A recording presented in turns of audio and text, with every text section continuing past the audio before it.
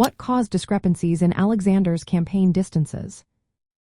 Imagine trying to trace the footsteps of one of history's greatest conquerors and finding that the distances recorded don't quite match up.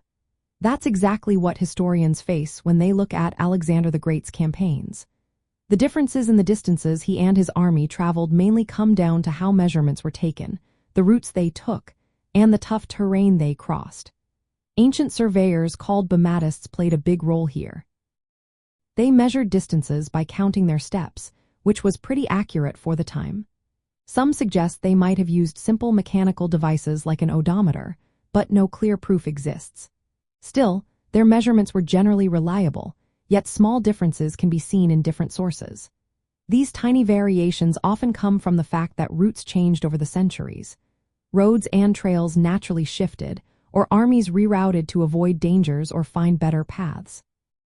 Alexander sometimes chose less direct routes to avoid mountains, deserts, or enemy territory.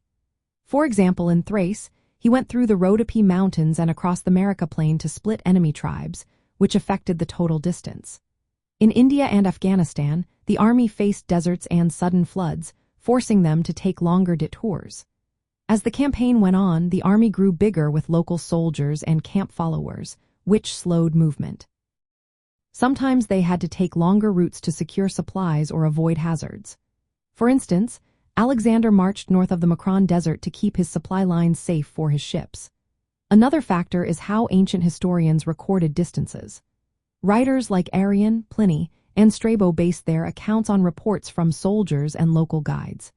Over the centuries, landscapes and roads changed, making it hard to compare their figures with today's maps. When modern travelers retrace Alexander's steps in Greece and beyond, they see how natural features like mountains and rivers still influence travel. These features made some routes longer or shorter and affected how far the army could go each day. So, the differences in recorded distances aren't mistakes but reflected the real challenges of moving through such varied terrain. Understanding this helps us appreciate how tough ancient campaigns were and why different sources tell slightly different stories about how far Alexander's army traveled. It also makes exploring these historical sites more meaningful, knowing how terrain and logistics shaped his legendary journey.